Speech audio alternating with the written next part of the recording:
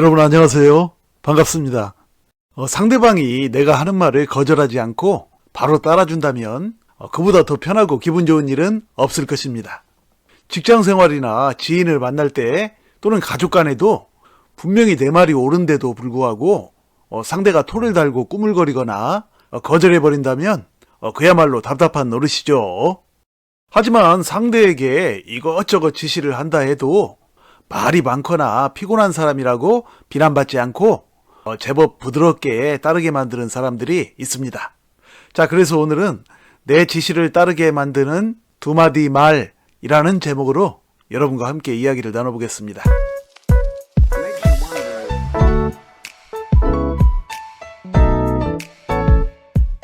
사람은 한마디 말로 지시를 받을 때보다도 두 마디 말로 지시받을 때 더욱 거절하기가 어려워지는데요. 한 번에 두 가지 지시를 받게 되면 그것이 양자택일이 아님에도 불구하고 어느 쪽부터 먼저 거절을 해야 할지 혼란에 빠지게 되기 때문이죠. 일반적으로 양자택일의 경우에는 후자가 강조되는 것처럼 느껴지는 심리 특성상 지시 또는 부탁 등을 받는 사람은 이것에 걸려들게 되죠. 결국 후자를 선택하게 된다는 얘기입니다. 이것은 상대방에게 마치 양자택일과 같은 착각을 불러일으켜서 목적을 달성하는 방식인데요. 하버드 대학원의 협상학 강의에 따르면 이 같은 방법의 핵심은 유도이죠. 즉, 내가 원하는 대로 상대방이 선택하도록 말을 만들어서 유도해야 한다는 뜻인데, 그러기 위해서는 원하는 조건을 항상 뒤에, 그러니까 후자에 말해야 하는 것이죠. 그러니까 이런 방식으로 지시를 한 사람은 상대를 효과적으로 움직이는 법을 알고 있는 사람이죠. 자, 다음 세 가지 예문을 통해 그것을 알아보죠. 내 지시를 따르게 만드는 두 마디 말의 첫 번째 예문은 바로 이쪽으로 와 라고 지시하기보다는 일어서서 이쪽으로 와 라고 말하는 것입니다. 물론 상대가 그쪽으로 가려면 당연히 일어서서 가지 무슨 앉아서 가거나 또는 구르거나 날아서 갈 수는 없겠죠. 하지만 그럼에도 불구하고 이렇게 이쪽으로 와 라는 말 앞에 뜬금없는 일어서서 라는 말을 덧붙여서 두 마디 말로 만들어서 지시하면 상대는 일어서서 라는 말과 이쪽으로 와 라는 말이 동시에 해야 하는 일임에도 불구하고 잠시 그것을 양자택일로 착각하는 등의 혼란을 일으키다가 결국 후자인 이쪽으로 와 라는 말을 선택하게 되는 것이죠. 방금 전에 말씀드렸던 양자택일의 심리 특성상 말입니다.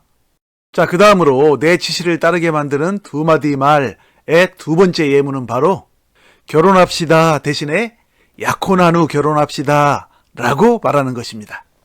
어떤 남자가 밤낮으로 쫓아다니면서 결혼합시다 라고 간청해도 전혀 대꾸도 안 하고 거절해버리던 여자라도 어느 날 갑자기 남자가 약혼한 후 결혼합시다 라고 말하면 그 여자의 반응은 달라지죠.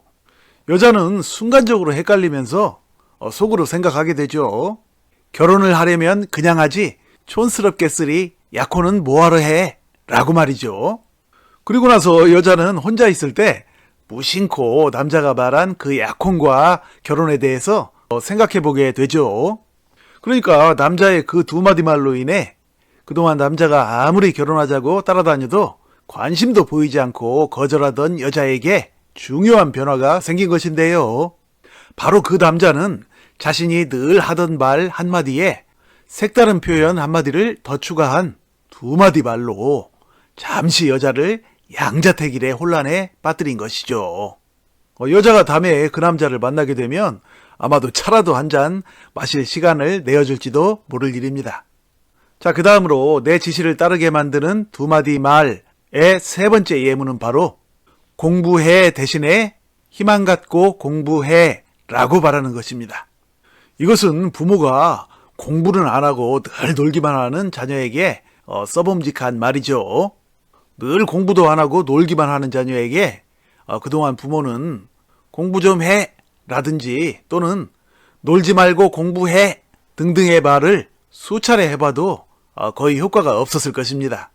그런데 이 경우에 중요한 것은 그동안 이 자녀에게는 공부해라는 말이나 놀지 말고 공부해 라는 말이나 모두 두 마디가 아닌 한 마디로 들렸을 것입니다. 왜냐하면 비록 부모가 공부해 라는 말 앞에 놀지 말고 라는 말 한마디를 추가했어도 그것은 자녀가 부모로부터 너무도 자주 들어온 말인지라 두 마디가 아닌 한 마디로 들리게 되는 것이죠. 따라서 그런 말들로는 여전히 자녀가 부모의 지시를 따르게 만들 수가 없죠.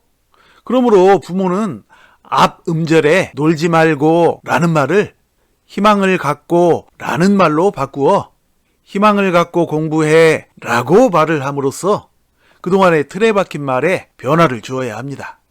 부모로부터 희망을 갖고 공부해 라는 말을 들은 자녀는 다소 생소한 부모의 말을 놓고 양자택일의 고민 속에 혼란스러워 하다가 결국 책상머리에 앉아 책을 꺼내보기 시작할 것입니다. 이전 같으면 아예 책을 거들떠보지조차 않았을 터인데 말입니다. 물론 자녀 교육에서 공부를 강요하는 것보다는 자발적으로 할 수 있는 여건을 만들어주는 것이 더 좋겠지만 지금 여기서는 그 외에도 두 마디 말을 활용해서 보다 긍정적인 효과를 낼 수 있는 방법을 말씀드리고 있는 것입니다. 자, 정리하면 내 지시를 따르게 만드는 두 마디 말을 활용하는 핵심 하나는 한 마디가 아니라 또 한 마디를 앞에 추가하여 두 마디를 만드는 것이고, 핵심 또 하나는 앞에 추가한 말은 평소에 자주 쓰지 않던 비교적 뜬금없는 말이어야 합니다.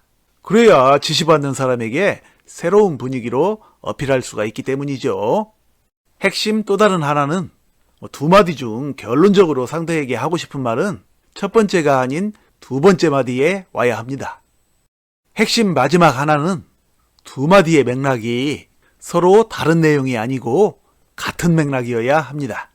당연히 같은 맥락이 아니면 말도 안 되는 말이 되니 전혀 효과가 없겠죠. 앞서 말씀드린 일어나서 이리 와, 또 약혼한 후 결혼합시다, 그리고 희망을 갖고 공부해 등은 모두 같은 맥락이죠.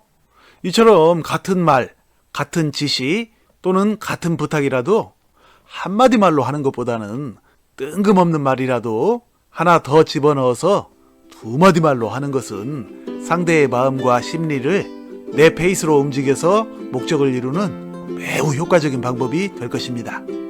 이상으로 내 지시를 따르게 만드는 두 마디 말에 대해서 알아보았습니다. 자, 여러분 시청해 주셔서 감사드리고요. 늘 건강하시고 행복하세요. 고맙습니다.